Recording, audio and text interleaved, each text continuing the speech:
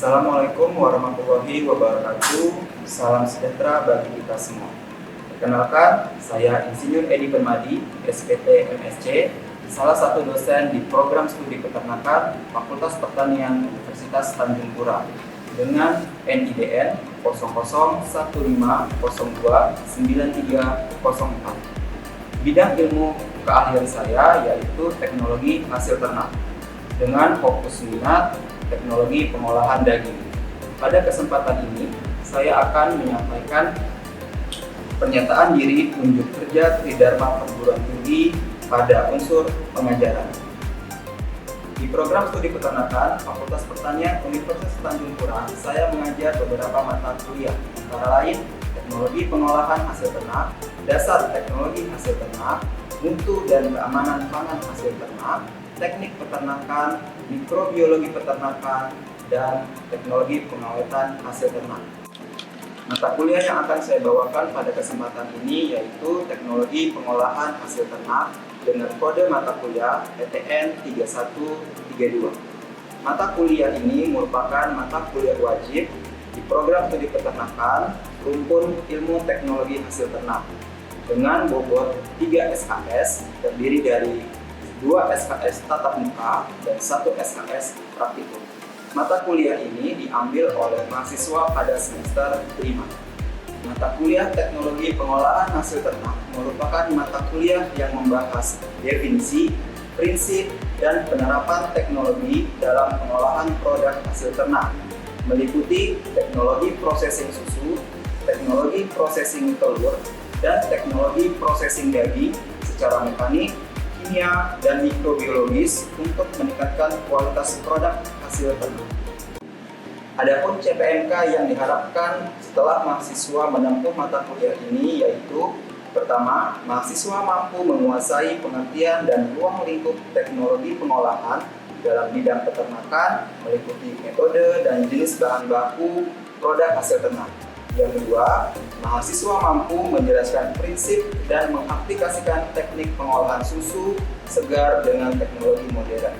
Yang ketiga, mahasiswa mampu menganalisa dan merancang teknik pengolahan telur segar dengan teknologi modern dan konvensional. Keempat, mahasiswa mampu menganalisa dan menjelaskan prinsip teknik pengolahan daging segar dan daging fermentasi. Kelima, mahasiswa mampu menjelaskan dan merancang usaha bidang pengolahan madu segar yang berkelanjutan. Untuk mencapai kemampuan tersebut, disiapkan bahan kajian yang terdiri dari 10 materi pokok, meliputi 1. Klasifikasi teknologi pengolahan produk hasil ternak, 2. Teknologi pengolahan susu segar, 3. Teknologi pengolahan susu bubuk, 4. Teknologi pengolahan susu kental manis, 5. Teknologi pengolahan telur tanpa cangkang, 6. Teknologi pengolahan telur dengan cangkang, 7. Teknologi fermentasi telur, 8. Teknologi pengolahan daging segar, 9. Teknologi pengolahan daging fermentasi, dan 10. Teknologi pengolahan madu. Referensi yang digunakan pada pembelajaran mata kuliah ini berasal dari buku referensi, kemudian berdasar dari artikel hasil penelitian yang dipublikasi baik secara nasional maupun internasional. Perkuliahan ini dilakukan secara tatap muka dengan menggunakan pendekatan DIA atau Delivery, Interaction, and Assessment. Delivery adalah proses di mana dosen menyampaikan materi kepada mahasiswa. Di sini, saya menyiapkan materi pembelajaran dalam bentuk PowerPoint yang telah disesuaikan dengan rencana pembelajaran semester atau RPS. Selanjutnya, metode pembelajaran di kelas pada pertemuan ke-9, saya menerapkan Contextual Teaching Learning atau CTL. Pembelajaran yang menerapkan konsep-konsep pengetahuan dan lingkungan sekitar sehingga materi dapat dengan mudah dikuasai melalui pengamatan dan situasi yang konkret. Interaction adalah proses di mana terjadi interaksi antara dosen dan mahasiswa selama proses pembelajaran, baik dalam bentuk pertanyaan maupun dalam bentuk diskusi kelompok kecil di dalam kelas. Sedangkan asesmen merupakan penilaian dan evaluasi yang diberikan oleh dosen kepada mahasiswa dalam bentuk penugasan, mengerjakan kuis, serta ujian di akhir perkuliahan atau semester. Sesuai dengan buku pedoman akademik Universitas Tanjung Pura tahun 2024-2025, terdapat 4 komponen penilaian dalam setiap mata kuliah. Yang pertama, komponen kehadiran dengan bobot 10%. Dalam kehadiran, saya menggunakan presensi pada sistem integrasi 1 bintang. Kedua, komponen penugasan dengan bobot 20%.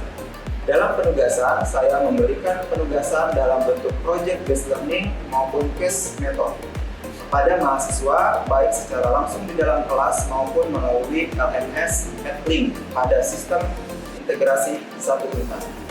Ketiga, komponen ujian tengah semester dengan bobot 30%. Keempat adalah komponen 40% untuk ujian akhir semester. Berikut video pengajaran mata kuliah Teknologi Pengolahan Hasil Ternak dengan materi fermentasi daging. Selamat menyaksikan. Assalamualaikum warahmatullahi wabarakatuh. Waalaikumsalam warahmatullahi wabarakatuh. Selamat pagi semuanya. Pagi. Bagaimana kabar hari ini? Alhamdulillah. Sudah sarapan? Sudah.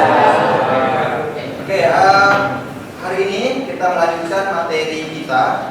Tapi sebelumnya, sebelum kita memulai perkuliahan, ada baiknya kita melakukan doa. Oke, kita berdoa sejenak. Berdoa dimulai.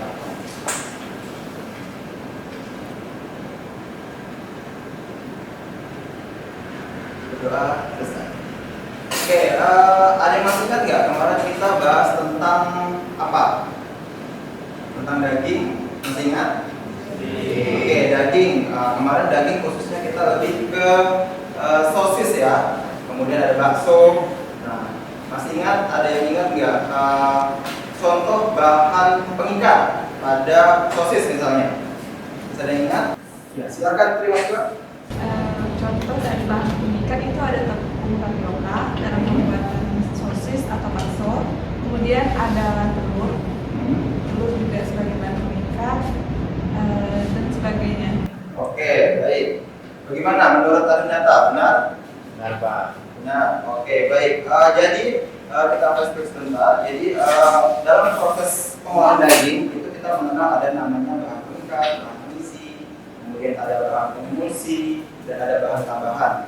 Nah, kemudian pada hari ini kita akan lanjut ke proses yang lebih dalam pengolahan daging. Mungkin sudah pernah dengar namanya sosis fermentasi. Sudah pernah dengar? Pernah. Oke, ada yang benar, ada yang belum. Kita saksikan pada mata kuliah hari ini. Nah, jadi pada pertemuan ke-9 ini materi atau tema kuliah yaitu tentang teknologi fermentasi daging. Nah, jadi di mata kuliah ini itu memiliki CPMK atau kemampuan yang harus dimiliki oleh mahasiswa. Jadi CPMK pada materi ini adalah mahasiswa itu mampu menjelaskan dan mengaplikasikan prinsip teknik pengolahan daging segar dengan teknologi modern dan teknologi fermentasi. Kemudian untuk CPMK-nya memiliki pengetahuan yang luas dan terkini tentang isu-isu dalam bidang ilmu teknologi bahan pengolahan daging fermentasi. Nah, kemudian untuk materi yang akan kita pelajari pada pagi hari ini ada fermentasi produk daging, itu definisi, kemudian ruang lingkupnya, kemudian ada proses fermentasi itu apa, kemudian ada keamanan produknya, bagaimana, apakah layak dikonsumsi atau tidak, kemudian ada inovasi teknologi dan prospeknya di masa depan. Oke, selanjutnya kita masuk. Ini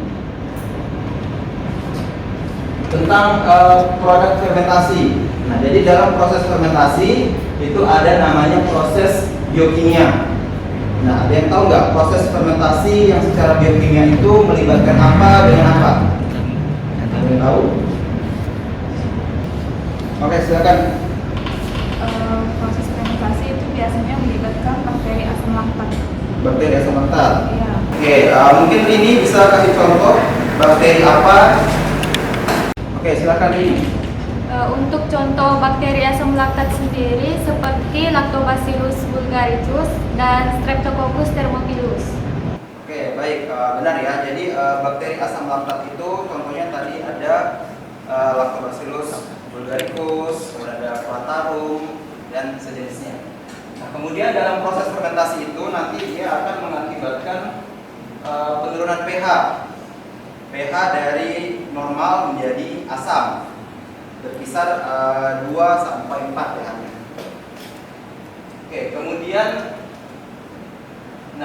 saya ingin memperkenalkan kepada kalian teknologi fermentasi di sosis. Nah, kalau di Indonesia sendiri sebenarnya belum terlalu familiar, tapi kalau di luar negeri sosis fermentasi ini sudah banyak dikonsumsi oleh masyarakat. Nah, jadi sosis fermentasi ini dia memiliki rasa, kemudian tekstur dan aroma yang berbeda dengan sosis pada umumnya. Nah, kalau fermentasi itu biasanya beraroma asam atau manis?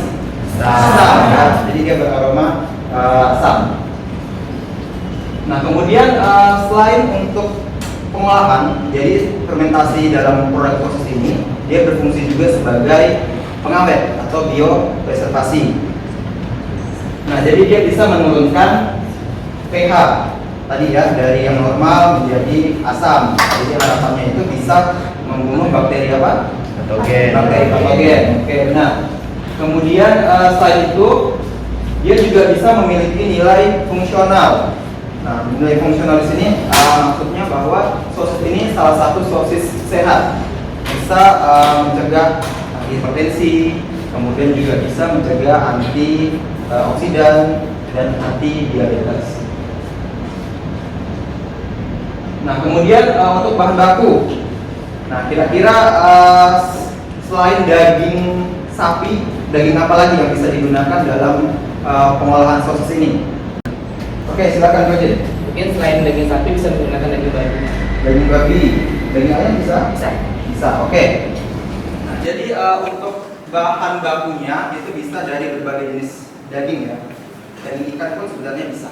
Kemudian ada penambahan bumbu seperti garam, kemudian ada pala dan sejenisnya.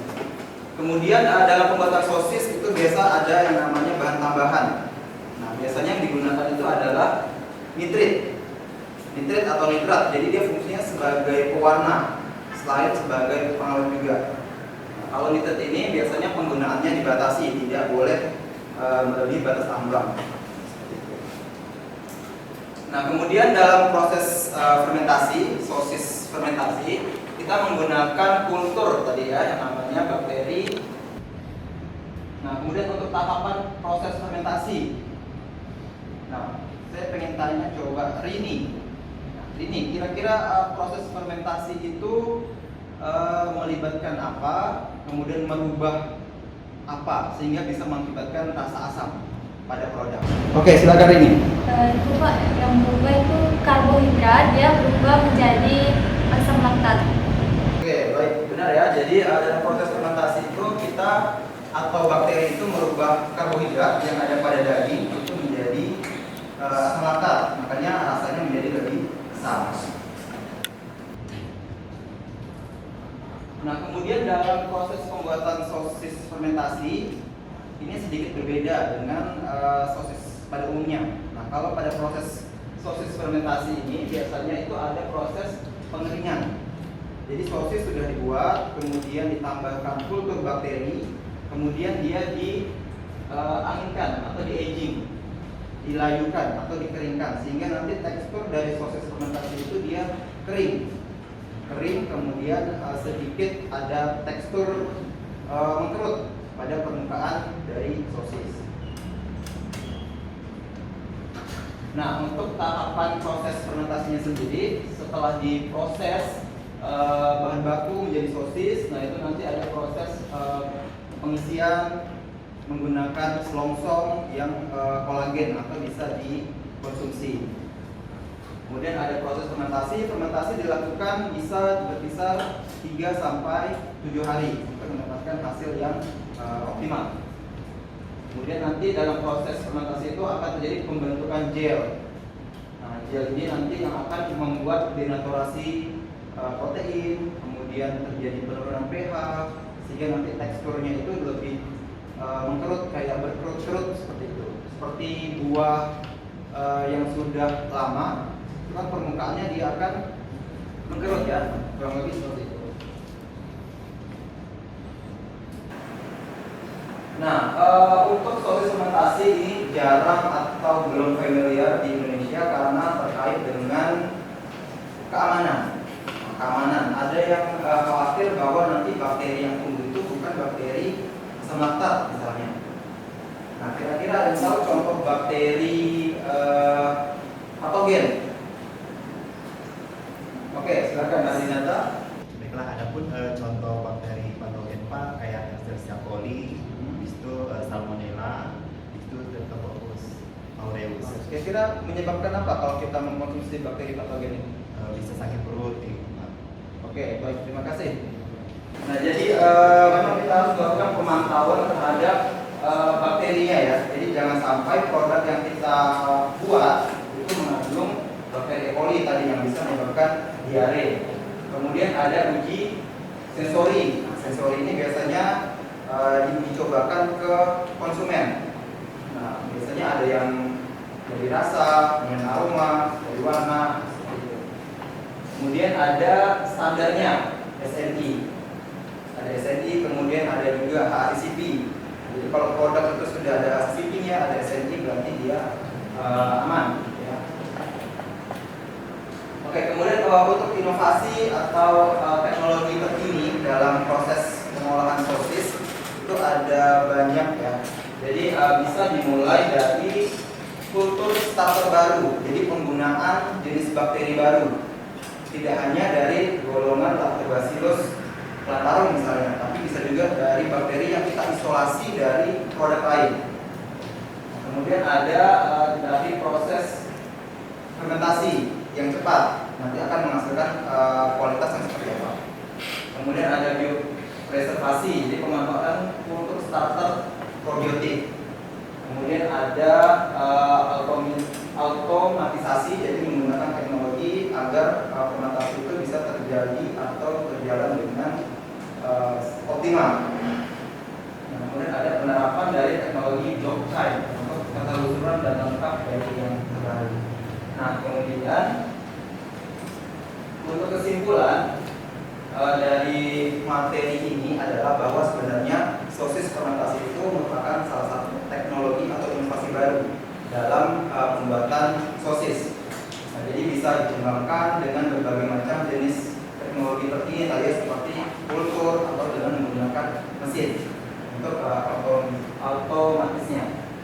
Nah, kemudian untuk inovasi berkelanjutan itu harus dilakukan penelitian lebih lanjut, kemudian dengan mencoba, kemudian terus membuat dengan inovasi-inovasi yang baru.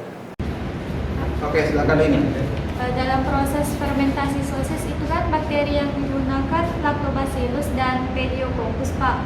Nah, apa ada bakteri lain yang dapat berperan untuk dalam pembentukan karakteristik sosis? Oke, tadi seperti yang sudah dijelaskan di awal bahwa penggunaan bakteri itu sebenarnya banyak jenisnya, terutama dari golongan asam laktat ya. Jadi semua bakteri yang tergolong bakteri asam laktat itu dapat digunakan. Ada seperti plantarum, Kaseki, Vulgaricus. Kemudian ada lagi yang jenis-jenis di luar Lactobacillus seperti Bacillus yang bisa untuk proses fermentasi. Oke, mungkin dari Anon ada yang mau ditanyakan?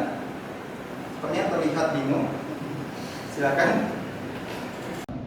Saya ingin bertanya Pak, apakah ada efek samping dalam kita mengkonsumsi produk kayak fermentasi, proses fermentasi?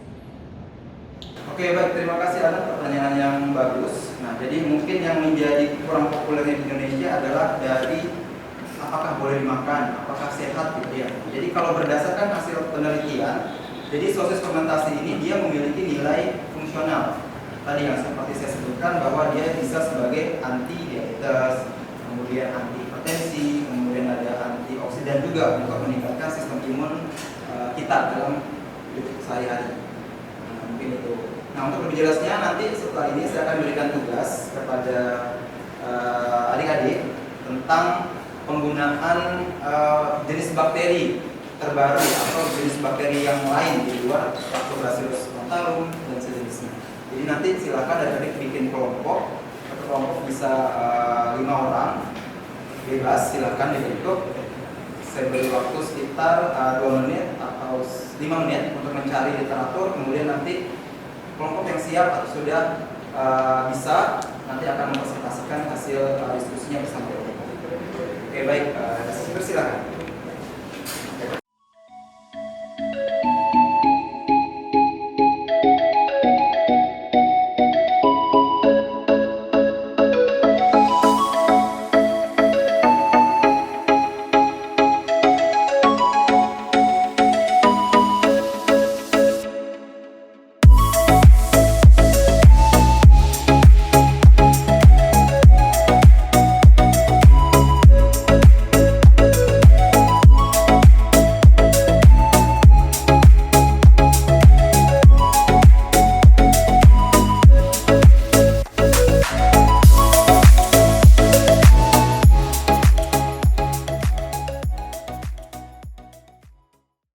Oke, baik, waktu selesai, kita mulai untuk presentasi ya.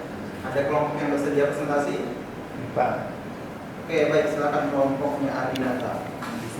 Nah, jadi dari kelompok kami tadi menemukan artikel itu dia membahas tentang sosis fermentasi dari domba. Oke. Nah, jadi di situ dia menggunakan bakteri asam laktat yang jenis Lactobacillus plantarum. Nah, di sini juga bakteri ini diperoleh dari bakteri yang ada pada daging sapi.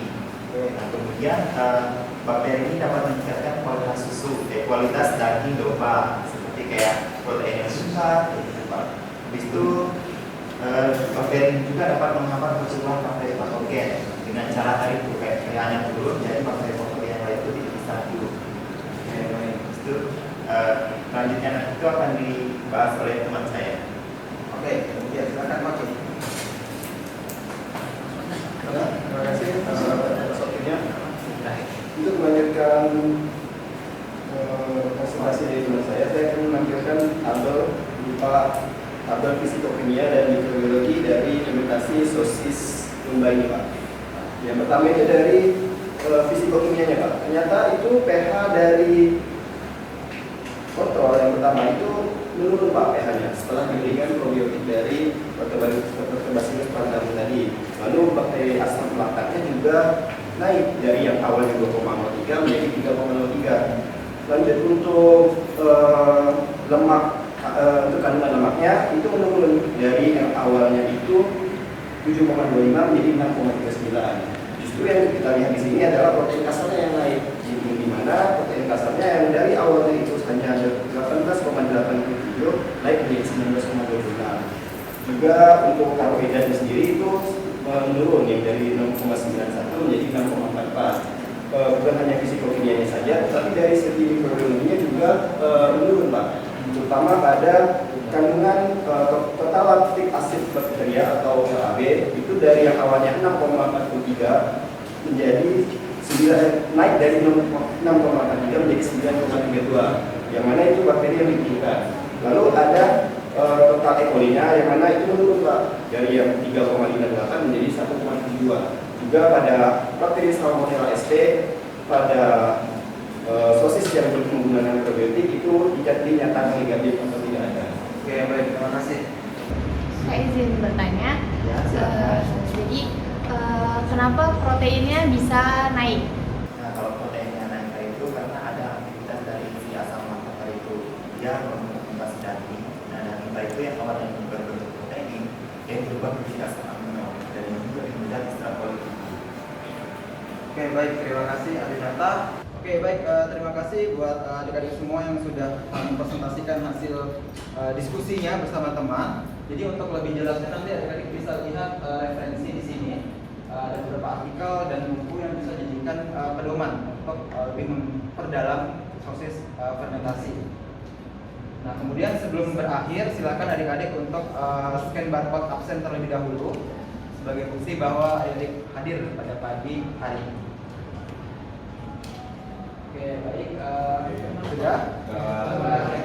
Terima kasih buat kelas hari ini atas partisipasinya, keaktifannya, dan antusiasnya. Selebihnya saya mohon maaf. Sampai jumpa di pertemuan ke-10. Saya akhiri. Assalamualaikum warahmatullahi wabarakatuh. Selamat